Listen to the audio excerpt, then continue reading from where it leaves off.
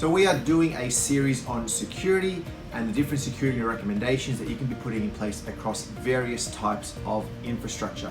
Today we are focusing on network and firewall security and things that you can be putting in place to improve on your network hardening and your security footprint.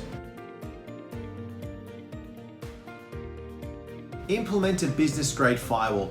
This is imperative. Unless you have a business-grade firewall, a firewall that has enough security built into it, there's really no point in having a firewall. Do not use a home router firewall as your primary firewall. Get something that is more secure, that has the right procedures so you can go in and actually manipulate the content of the firewall and put proper, processes and controls in place. Get adequate monitoring software systems in place to monitor your entire network. Not just your network devices, but also your servers and your storage and perhaps even your software. This is system software that ensures that your systems are running optimally, that you know the health of your system, that you know when data has been breached, that you know when systems are running unhealthy. You can prevent attacks, you can prevent systems from failing by having adequate monitoring in place. Ensure that all of your systems are routing via a firewall.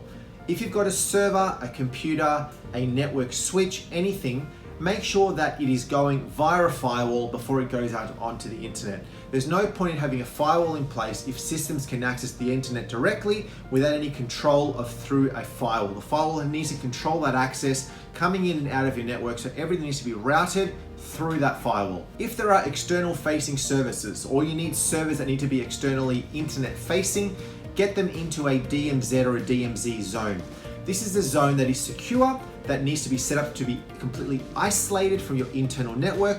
The systems and servers in this DMZ zone can be exposed out onto the internet, should not contain business critical data because they do have internet, they are internet facing, but they should be completely isolated from your internal network. If you have a firewall in place that is business grade, look at controlling the ports that are opened on that firewall. Don't have any rules. From point A to point B, make sure only the relevant ports are open. If you have a server here and a server here, they need to communicate over a particular port, have only that port open. Close everything else. Put adequate systems and procedures in place to control who gets access and what gets access into your network. You don't want people to just be able to walk around your office, contractors, customers, anybody just walking off the street, coming into your office, plugging into a network point on the wall, in a meeting room, anywhere, and access your network. They could introduce content that you do not want, malicious content that spreads through your network. They could also snoop your network, get information about your network, see data, see your IP ranges, all of these sort of things. So put systems in place to control access into a network. Don't let anybody just be able to plug in and get access. Similar to that is implementing adequate Wi-Fi security. Don't have your Wi-Fi open for anybody to use. Wi-Fi should be controlled via preferably over Active Directory, so that you need AD credentials to be able to actually access your Wi-Fi. Wi-Fi should not be given out. If you have a password for your Wi-Fi, it should not be given out to anybody, because anybody could literally just access your entire network by connecting into your Wi-Fi.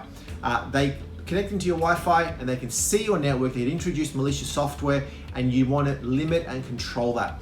If you do need customers or contractors to be able to access your Wi-Fi when in your office, look at setting up a guest Wi-Fi that is completely isolated from your other Wi-Fi and from your internal network. If you have unmanaged switches that don't have any smarts behind them, they're called dumb switches, remove them and replace them with managed switches.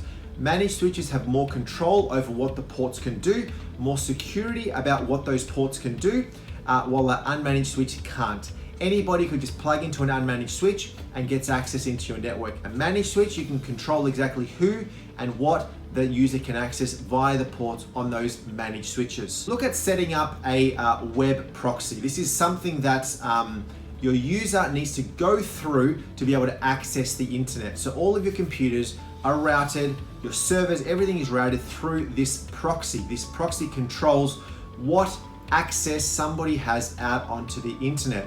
You can block sites, so content that you do not want staff to be able to view.